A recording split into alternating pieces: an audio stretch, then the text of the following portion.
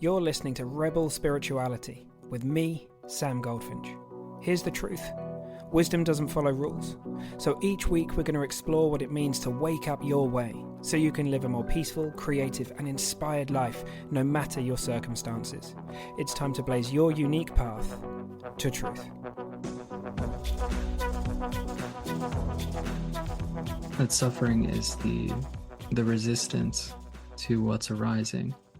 And that resistance takes the form of, this is mine, this is in relationship to me. Hey Rebel, today marks 2 years of the Rebel Spirituality podcast. So I just want to say a huge thank you. Thanks for being here each week and listening to me. Otherwise it would just be me talking into a microphone. So it's great that you're there listening in. So thanks a lot. And in order to mark this occasion, I got my good friend Boh Guerra back on the show. We're going to talk about the difference between religion and spirituality, the difference between pain and suffering, and the conversation really warms up over the course of the hour. So definitely worth the time, and I'm really excited to put this out there. And other than that, quick announcement to say there's a lot of changes happening, a new program coming and everything, sort of probably the beginning of autumn for Rebel Spirituality. So if you'd like to be amongst the first to know, just go and get yourself on the waitlist in the show notes, and I'll be sure to email you and keep you posted and all that cool stuff. All right, team, catch on the conversation with Boh. See you there. Our friends, I have my good friend Boh Guerra back on the show, who's just woken up. So we're going to warm up ourselves, and we're going to warm up the conversation as we go through. But it's really nice to have you here, man. And we're going to be talking about the intersection, and I've forgotten the second part now. Now I'm going to need to enlist your help. What was the second word? Distinction. And distinctions between spirituality and religion. And it's a really interesting theme and topic, because I think for some people they kind of see them as the same. For some people they're seen as distinctly separate. For other people, and of course we're going to be talking about forms in terms of the words that we're using, and so we're going to do our best to kind of, I guess, bring to life all of that stuff, what we mean by that, in service of talking about what it means to have a formless practice, if that word is the right word in this, even in this situation. But anything to share before we kind of just have this conversation and see where we end up?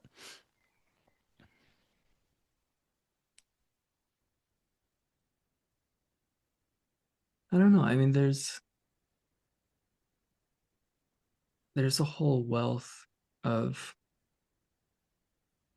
both what's available in that exploration, as well as like what can come up for us. And I think that that's both are just as useful, because when exploring any kind of concept or theme, we inevitably bring all our experiences and interpretations along with our, that's what informs our lens. Sure. And so I think acknowledging both can be interesting. Yeah, 100%. One of the ways that I've often spoken about this theme, and I do this in some of my groups as well, is pointing towards, for me anyway, and it is always this is just kind of like how I see it, how it's, but spirituality to me points towards that which is before and beyond any form. So, I often say that for me, I literally say it's not about the forms of spirituality or religion. It's not about ceremony. It's not about candles. It's not about yoga. It's not about church. It's not about prayer. It's not about any of the things that we could talk about in form, as wonderful as those things can be. And it's not for a second saying, this isn't saying that we can't do those things or nothing's or any of that, but it's, what is it that unites everything in its essence? And my understanding of the word spirituality or spiritual is it's spiritus, like cosmic breath, or translation something around this. And it's that which unites us. And of course, as soon as we even start using any word, even the word spiritual is one word too many, to point to, we're doomed to fail from the start, because we're only ever going to be using labels to point at something that's before and beyond it, even those words, But that's often a way that I've kind of framed it, and it seems to me that it's completely possible for somebody to have a very rich religious leaning or whatever it might be, and to kind of to be yearning for that, to touch that coming home, that inner knowing. And it can be totally possible for someone to have never been to church, never have not having grown up in a family that's religious in any sense, and to have a deep sense of connection in that way.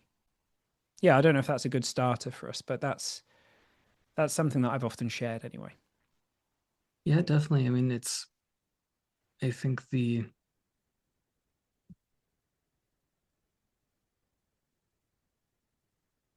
what religion, spirituality, various forms of practice, what they, at their core, in their foundation,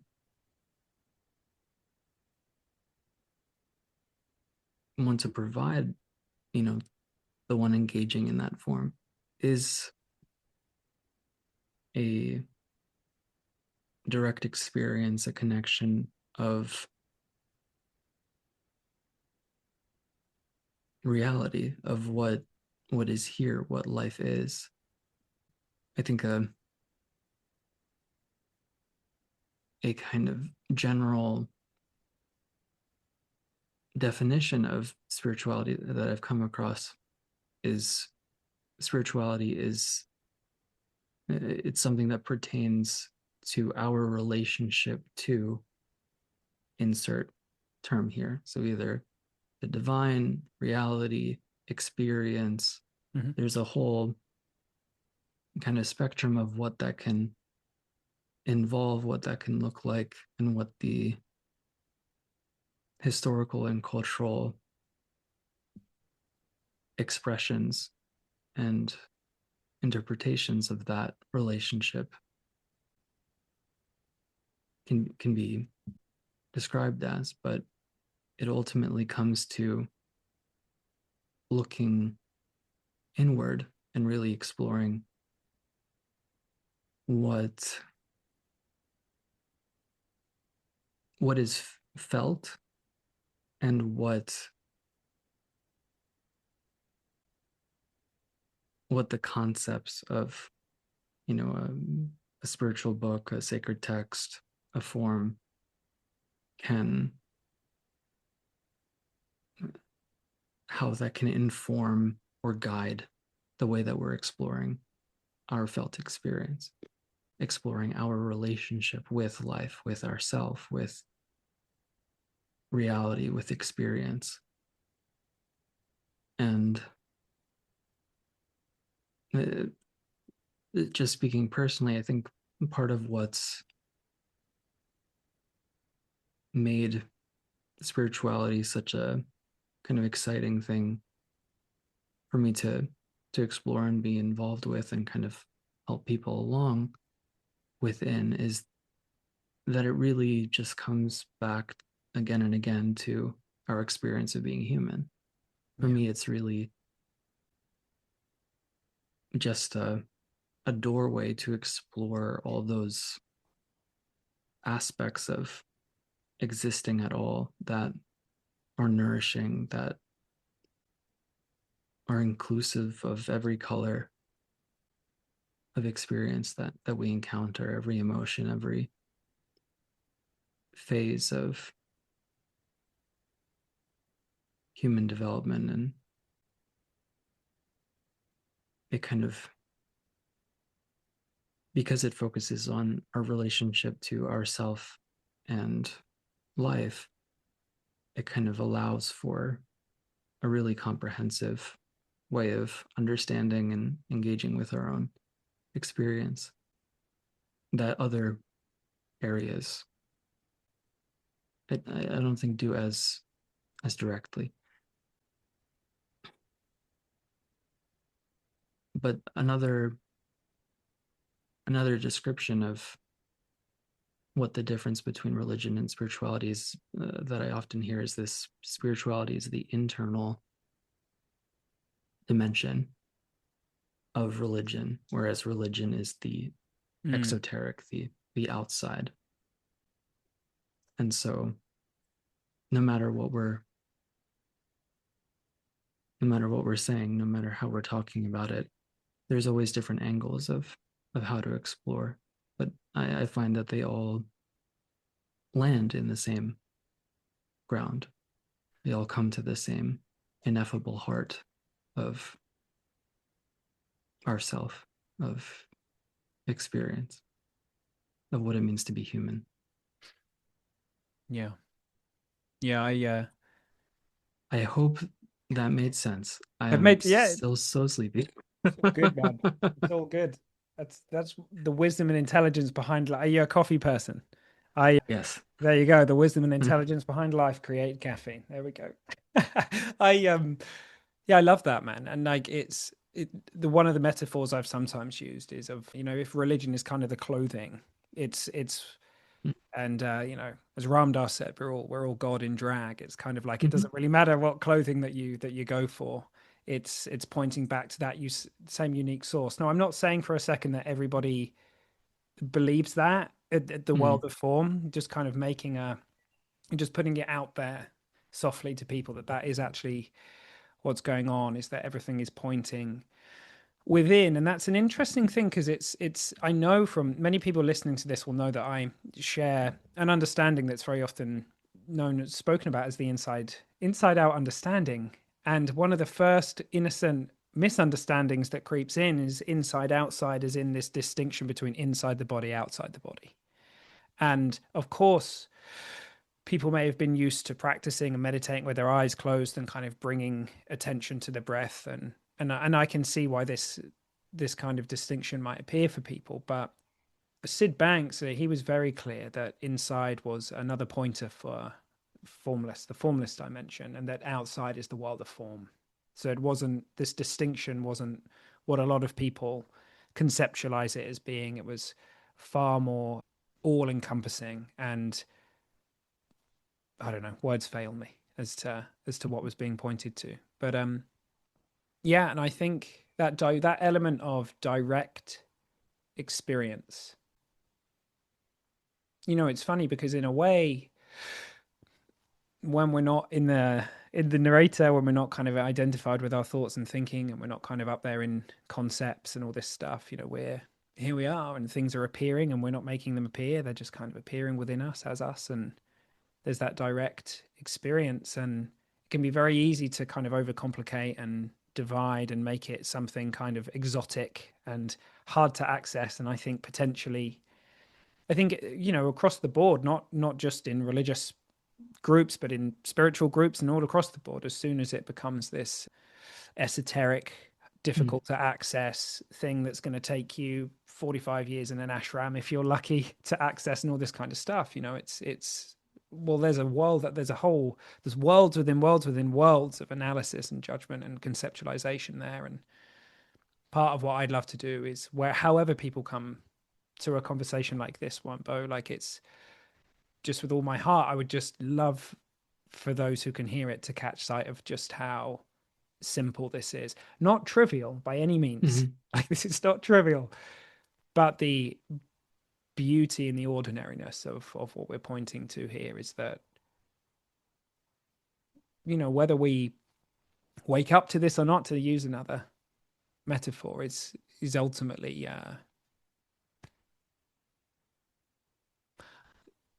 I think I've read you right a good few times, Joe. Wakefulness is all there is. There is no other game in town. So it's like, whether Mhm. whether the veil is lifted in the appearance or not, it doesn't ultimately make a difference. Although, for those of us who do see this, or they see what's being pointed to, we see what's being pointed to. It often comes with a sense of just contentment, and Mhm. just brings a simple way of living in that potentially wasn't there before. And I know for both of us, it's been at the core of,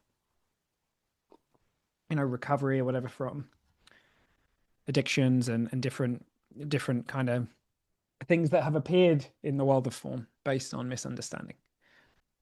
If any of that makes sense, I feel like saying, now you have to let me know whether what I just shared makes sense. But Yeah, no, yeah, exactly. I think that I mean that just demonstrates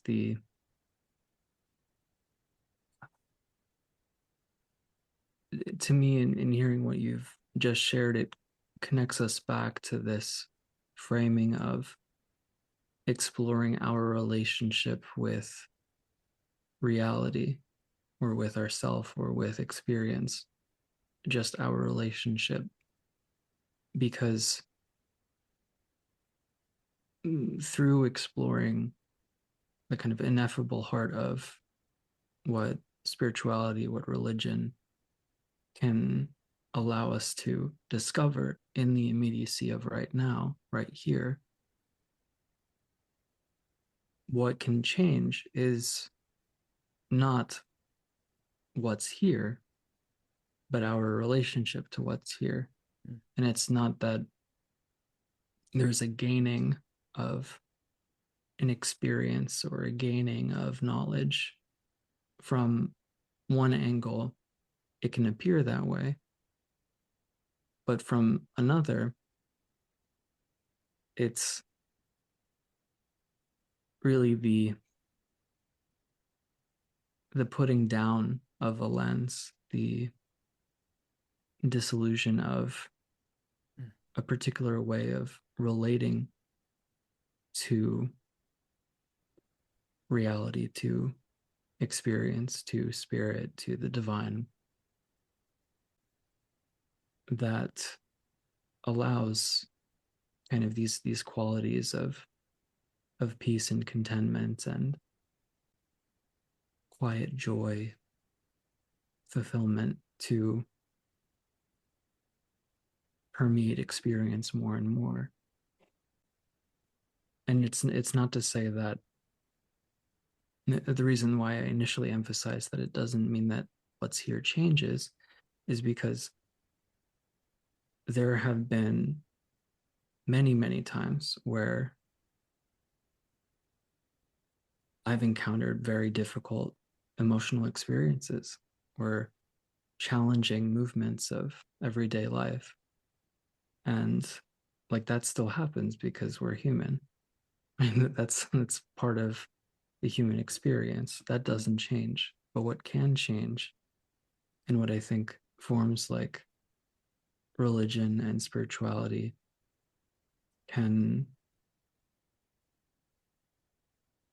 point us to, can direct us towards, is this really honoring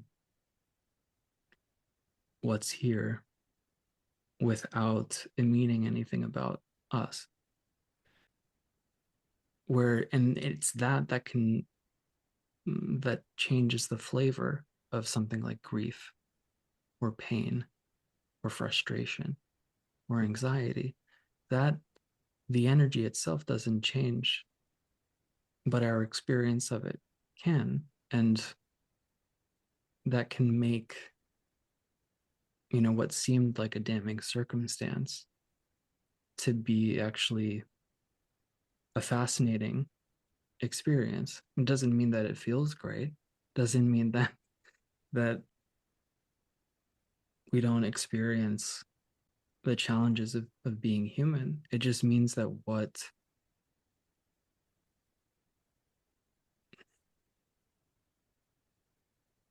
in the absence of our opinions, right? There's no reason to resist what naturally occurs in life. And that makes all the difference in how it's experienced. Ultimately, I think that because forms of religion and spirituality often are framed as ways of navigating life or ways of understanding and kind of these roadmaps, it can be helpful to see that what can be available is not necessarily like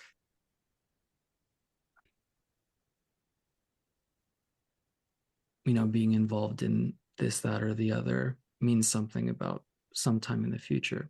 Who knows? It might.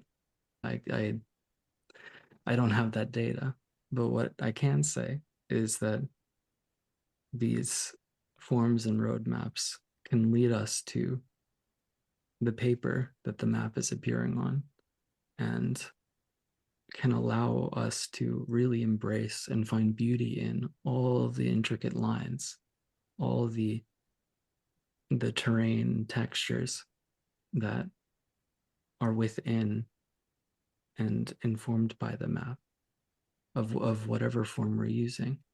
And that, to me, is the point, is this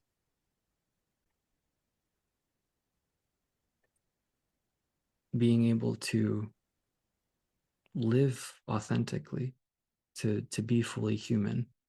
And ends up that ends up looking like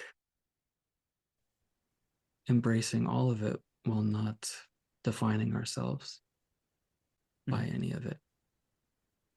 It's that quiet, ineffable, formless context that allows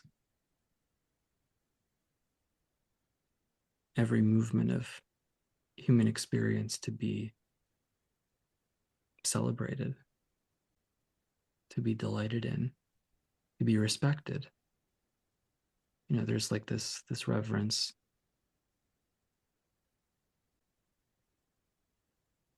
that can kind of inform whatever's arising. It's like the funny thing is that it's ordinary as well. It's because it's just what's here. Yeah, it's such a beautiful word, man. And I think again, it's funny. It's the order of things. Now, I think there's a podcast out there somewhere where I talk to, the assessment that a lot of people make of ordinary is kind of subpar, mediocre, less than, or something like that. It's not what we're pointing to. It's just this appearance, just this. Like it's ordinary because it's here, and ordinary in the way that trees are ordinary and babies are ordinary, and they're just these miracles that are just kind of appearing. And so yeah, I think that's really, and I think actually, what is this part of us that would want to be special? Pure being, the wisdom and intelligence behind life is just fine. It's this kind of seeming appearance, this apparent separate self, which I know you alluded to this, Bo, but I think it's at the core of for me, it's such a core piece, I guess, of what we're both teaching, is to see through the idea that there is a separate self here to which life is happening to, versus appearances within consciousness as consciousness. It's such a difference in terms of, I'm gonna have to use words here because otherwise we're just gonna sit in silence, which would be lovely. But to point to the experience where we're here, knowing that we're here, and noticing things that are appearing, and some of those may be comfortable and some of those may be uncomfortable, and some of those are the kind of things that we may label as a heart that's beating a bit faster or palms that might be sweaty, but before we've done that, whatever it is that's showing up is just showing up. It's not mine yet, it's not owned, it hasn't become Sam's pain or Sam's anxiety, it's not there hammering against this person who's kind of at battle with it. It's just appearances. And without that, as I see it, without that kind of direct seeing, which is hiding under our very nose, that's the kind of the funny thing about it, is there it is all along, just waiting to be found, just hiding in plain sight. But it brings such a richness into life. And I was just going to quickly, I don't know if I think I'll be able to find it quickly because I was writing it just today, but you were talking about just the richness in anything and everything that's showing up. And I was writing today about a festival that I'd been to this weekend, and I'd just put here. And so that's what I'm gratefully aware of this cloudy British Monday morning. The real magic is the fact that we get to experience, full stop. Not what we get to experience, but the fact that we do. All the ups, all the downs, all the smiles, all the frowns are equal in the eyes of being. And I think there's such a richness that comes into life when we realize that. And I think, I don't know if you see it in this way, but I know there's traditions that talk about the distinction between pain and suffering, and I think different people may interpret that in different ways. But for me, I kind of see it that whatever is appearing here, even if it is painful, it's certainly it's in the moment where that becomes my pain or my, and at that point, then it becomes conceptual, if you like, and we can scare ourselves to with those things. We can I scared myself to death with the concept of spirituality for nigh on 20 years, and then one day I had the grace or the gift of waking up to what anxiety in air quotes is prior to me conceptualizing it and labeling it, and I realized it's not a problem in the way that I'd kind of set it out. And to me, that's what direct experiencing can do for all of us. And I think, as much as I love all of the, I respect everybody's, of course, like, whatever forms of religion or spirituality we happen to find ourselves engaging in or enjoying, it's that direct experience that's going to release people from that psychological suffering. And so I think it's a very rich exploration for everybody, whether they deem themselves to be spiritual, atheist, whatever, whatever they see themselves as, if that makes sense. Yeah, I mean, I think that with this exploring the distinction between suffering and pain, the way I tend to hold it is that suffering is the resistance Mm-hmm. to what's arising, and that resistance takes the form of this is mine, this is in relationship to me, Mm. this is in reference to me, this is my life, this is my pain, my inconvenience. And the reason that that qualifies as resistance is that this lens of separation is a way that we, whatever that is, view what's here, view the divine reality, experience, spirit from this third party perspective Mm-hmm. that we kind of are habituated into kind of depending upon to distance ourselves from experience because we've learned that that's what's safe, Yeah. that it's in holding on to this framing of me and other, this framing of I'm this separate self that life is happening to and for, that it's not framed mentally that way, but Mm-hmm. when you really look close to it, that's what's there. And really it only serves to the reason the reason why that's safe is not because it's safe for us, but it's safe for that story. Yeah. It's safe for that lens, but we've taken ourselves to be that lens. Mm-hmm. And so fortunately, I think the beauty of forms like religion and spirituality and the variety and spectrum that can express and be explored, it can provide us with these invitations, these opportunities of looking closer at that, seeing what's really there. And just in my own exploration of different forms and paths over the years, I found that, no matter what cultural or philosophical hub or foundation that a given form is arising out of. It has this same kind of essential aim or purpose. If you look closely enough, it's there. I think a lot of I think there's also a spectrum of how dualistically Hmm. um, Hmm. a tradition expresses as and what it emphasizes versus others.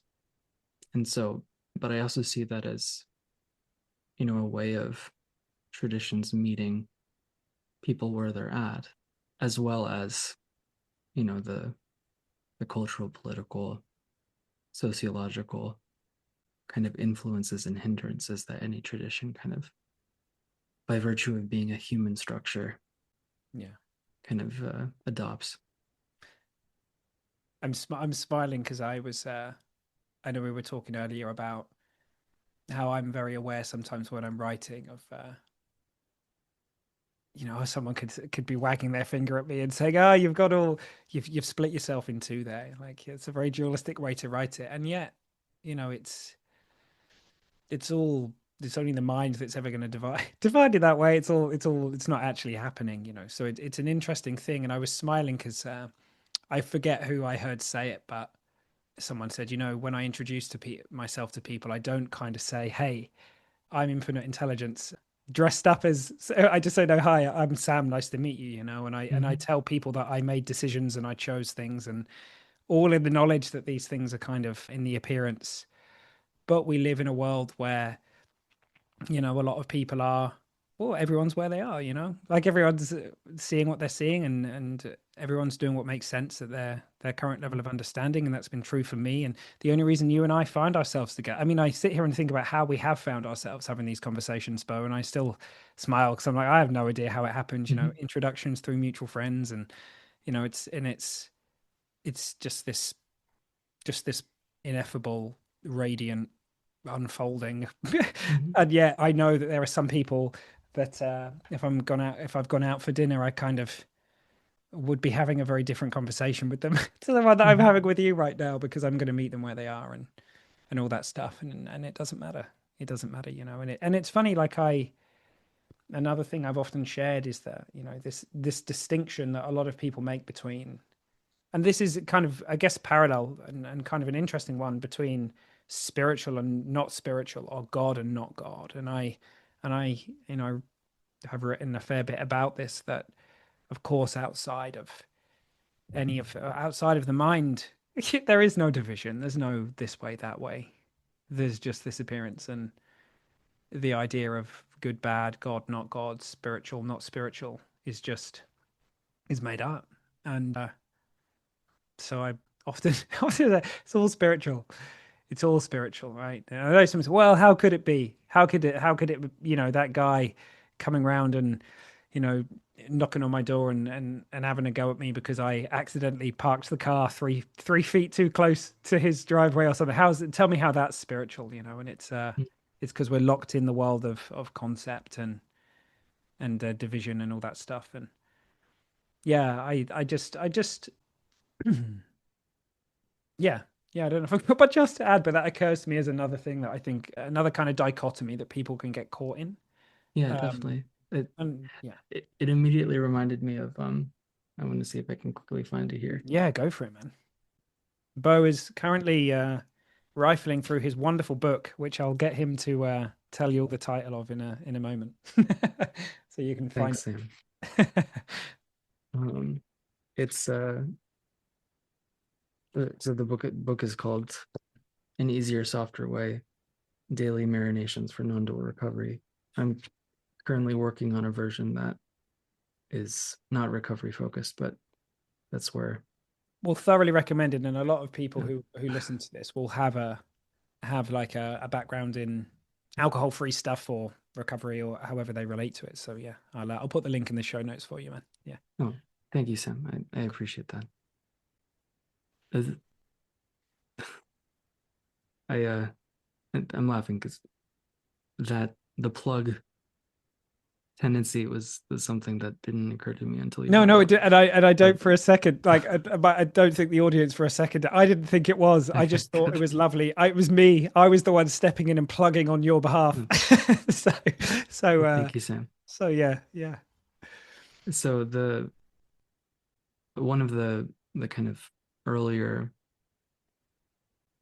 pages of the book, I have this kind of pointer that I've written here, and it directly connects to what Sam was just talking about this distinction between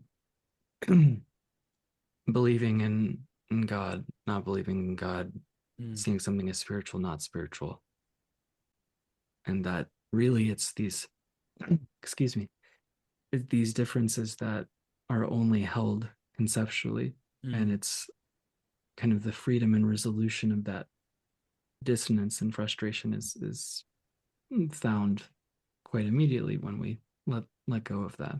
yeah. So the section is called "The Gift of Unknowing," and it just says the divine is easier to believe in when the separate self that doubts the existence of the divine is itself seen to be non-existent. And so I just love that because it really challenges that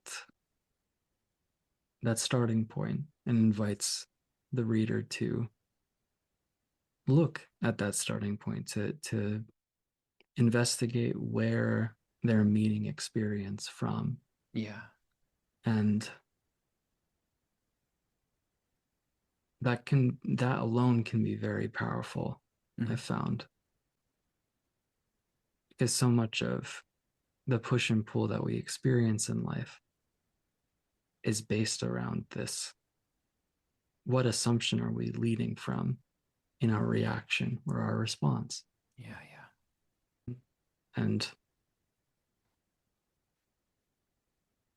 yeah, it's, of course, given my background and the kind of orientation of the book and just my work, there is, of course, a leaning, a bias towards landing in this place of, well, it's all spirit, or it all Mm, has this beyond materialism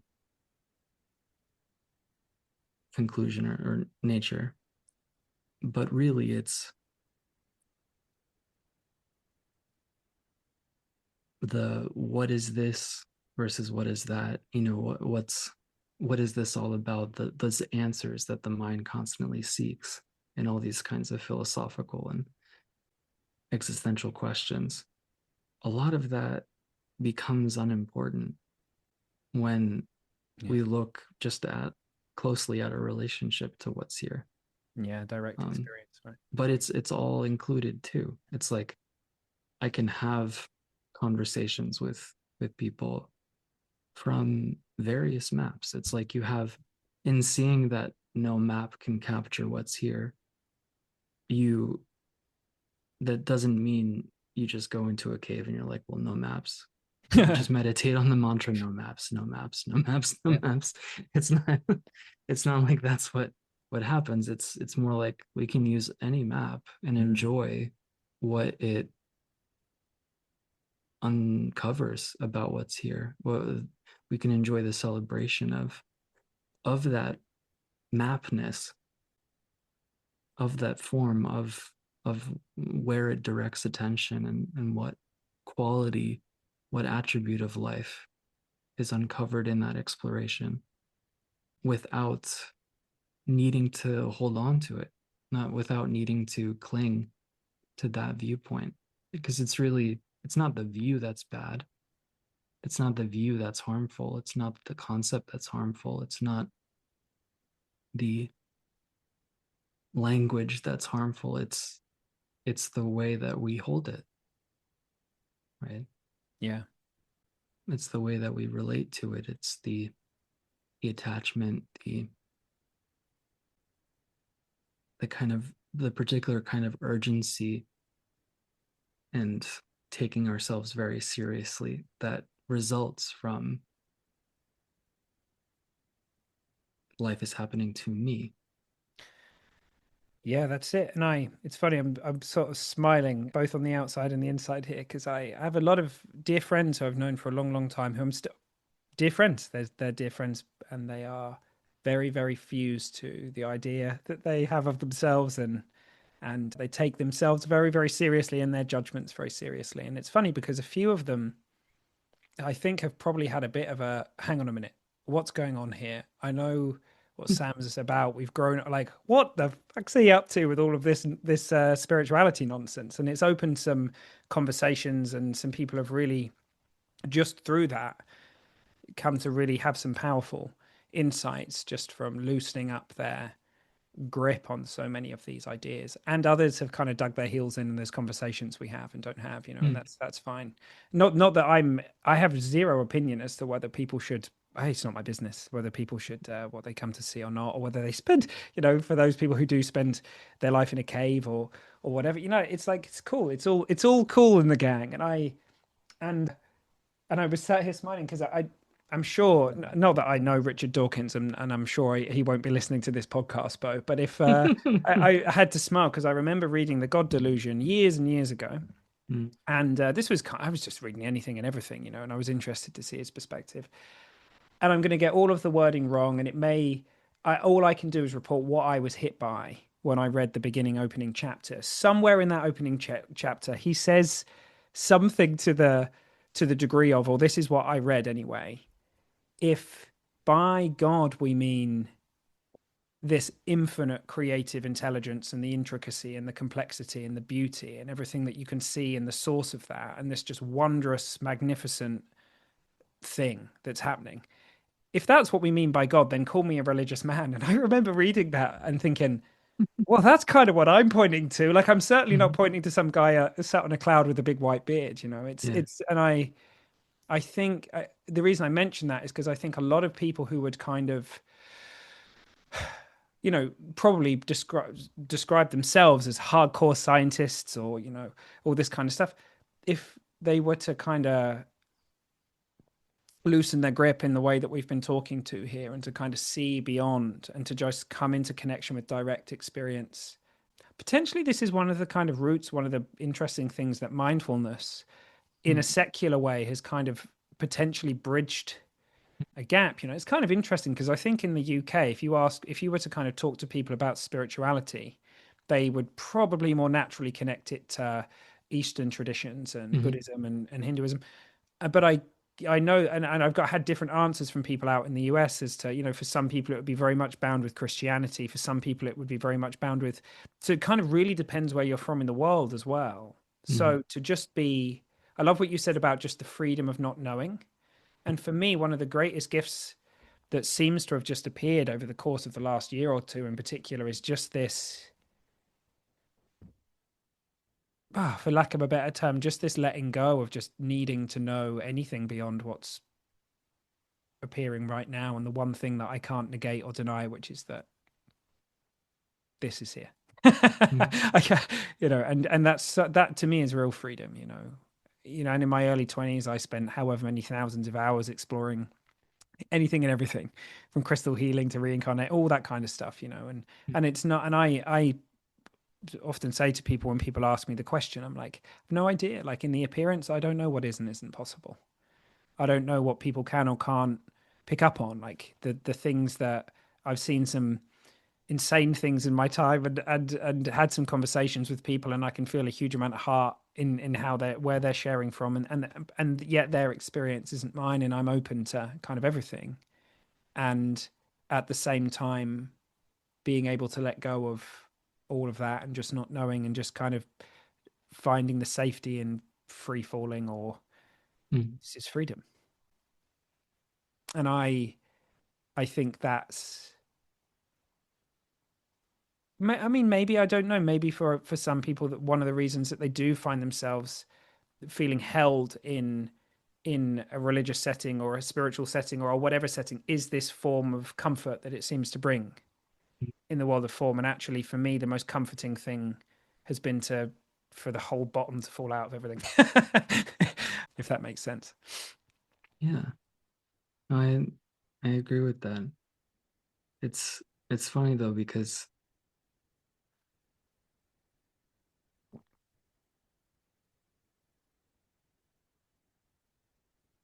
in my experience,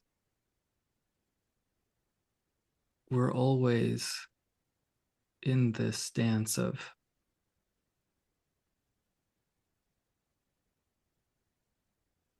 using a map and letting go of it. Mm-hmm. Every moment, there's that just seamless, immediate, spontaneous arising and falling away of each second, each word, each way of viewing something, Mm. and way of understanding something, way of talking about something. And so it's like not holding on to an idea, a particular framework of what's going on, what's here, what's this all about, can be freeing. And there's inevitably going to be some holding, because without that, we wouldn't be able to navigate a conversation. We wouldn't be able to navigate getting on a Zoom call and, navigating the logistics of, Mm. putting something on YouTube or the podcast or all of that, because then nothing could be shared, nothing could be celebrated, right? It's like the it what I see is of this, the kind of opportunity of this more disintegrative movement of letting go of a form is not that no form is ever used again, not that all forms are delusion Yeah. and irrelevant to truth, to reality. It's it's just it's more of a description of when I'm holding something, I'm not holding it with the same intensity, with the same dependency on the particular way that I'm holding it. Like it, it sounds a little abstract and kind of airy, but what I mean is really simple. Like I'm having a conversation right now, and there's not excess thought and understanding about how to articulate certain sentiments and use particular language, and all of that is just happening naturally. But yet there is a logic, a flow, a direction, a sequence, and that's happening spontaneously. And so Yeah. it's the, we get to have our cake and eat it too, right? It's like, I think there's a lot of fear that can come up for people of, what does it mean to truly trust life, to Mm. surrender to what's arising, to let go of this lens and of separation. Mhm. And it's a lot simpler than what the mind makes it out to be, Yeah, because you bet. that's already happening. Like that's the beauty and gift of it, is that what's true is already always here. It's always the case. It's not like something needs to happen in order for that to be more apparent. It can seem that way linearly, Mm. but it's always just describing this. And that's where I think a lot of the beauty comes from, in seeing that actually what we're talking about, this balancing of looking at the intersections and distinctions of spirituality and religion, it's actually completely complementary to everything else about life, with science, physics, history. All of it is that it's this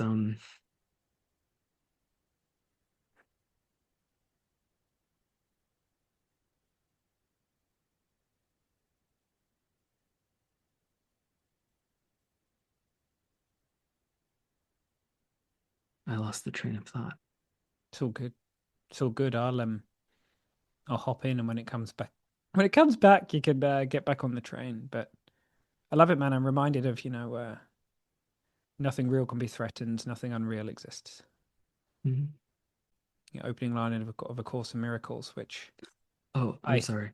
no shoot go Just before I forget it again, yeah it's that, like, something that I've often compared this exploration of direct experience with is that really we're just touching into like what is gravity.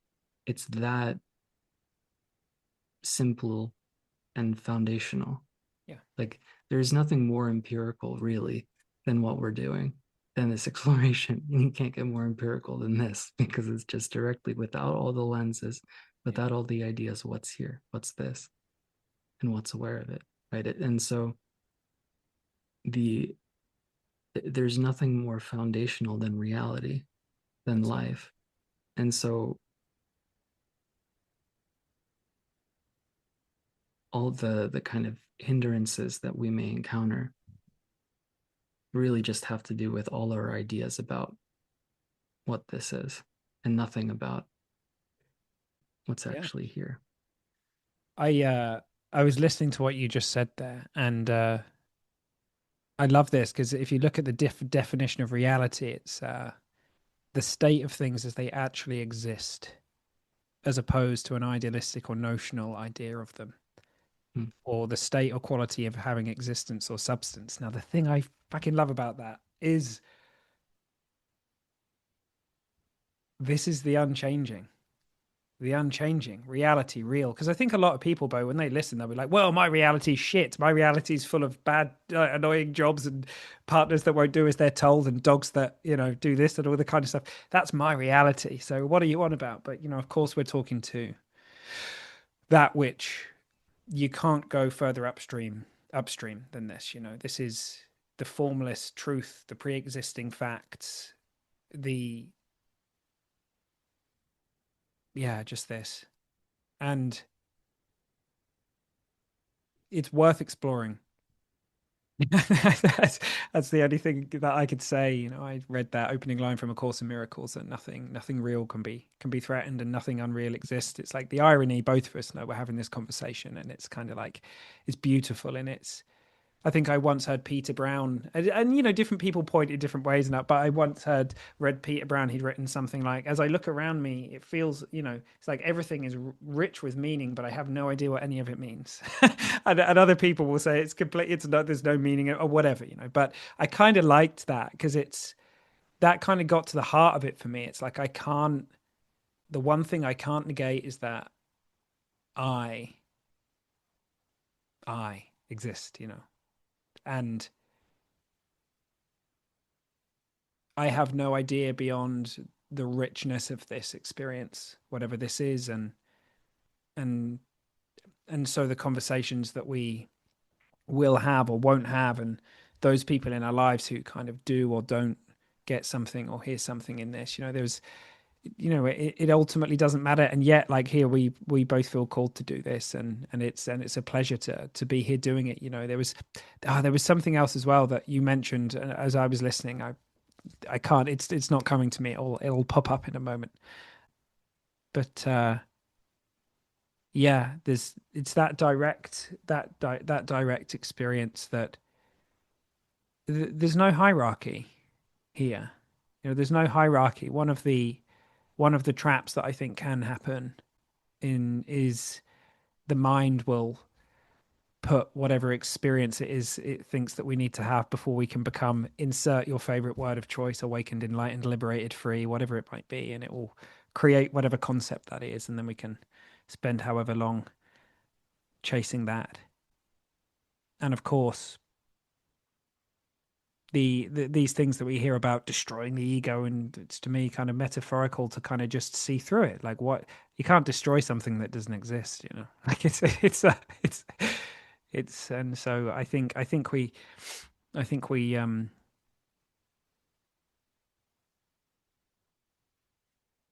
come full circle at some point to the great kind of cosmic joke, and we have to laugh as we kind of realize, wow, well, that was how it was for however long. I needed to go barking up all of those trees, and for me it was, seeking hardcore for 15 years and trying out every kind of possible experience I could and striving for mystical experiences and this thing and that thing and reading every spiritual text and every religious text and all that stuff, only to come full circle and realize that, as I said earlier, it was just hiding right here. Where else could it be? But yeah, I don't know, man. That's cool. Like, I feel like that was a really nice exploration. Do you feel like there's anything else that you feel called to share or add before we wrap up until the next time?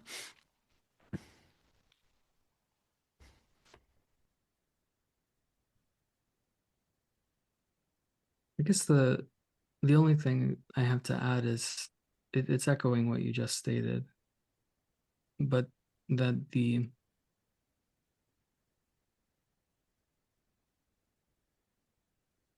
I think when people are exploring their own truth, their own wisdom, their own natural orientation to whatever form, or just within life, like when people are exploring their experience on the day to day, in the mundane, in the profound, to remember, or I invite the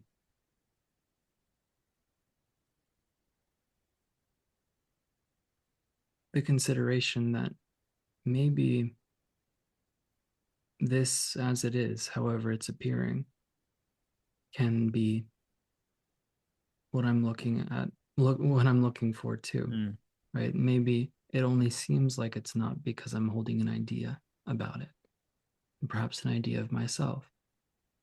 And the radiance of truth, the peaceful and loving ground of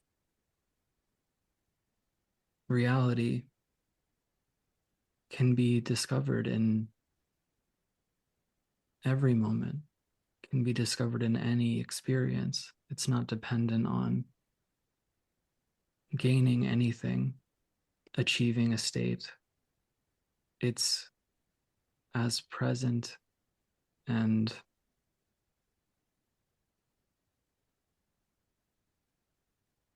full as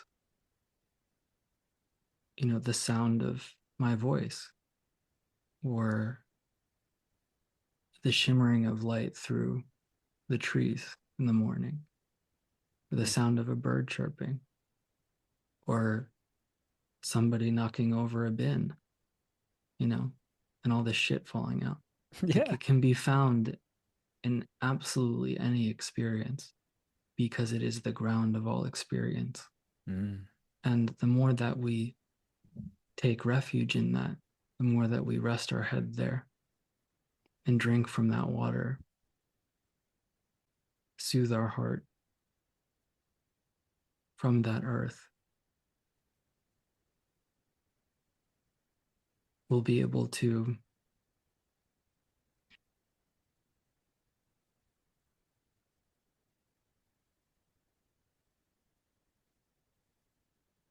just live in and as the miracle of this moment, the celebration of this, and just really meet every experience with a thank you, with gratitude, with reverence, with a quiet joy. Yeah. You put words to it, man. That's beautiful, and I'm so with you. I'm so with you. And it was Nisargadatta that said, just feels like nothing's wrong anymore. Even that, whatever it is that's appearing. And as you were talking, I was reminded, I think it's Sailor Bob who said, what's wrong with this moment until you think about it. I love that. I think that seems to be at the heart of what we were talking about here with direct experience. And I think you just beautifully encapsulated that. Yeah. Well, dude, thanks for another amazing convo. It's always lovely to do this. It's really nice to yeah, it's wonderful to speak with you, Sam. Yeah, you too, Bo. I really appreciate the time, man. So until the next time, hey.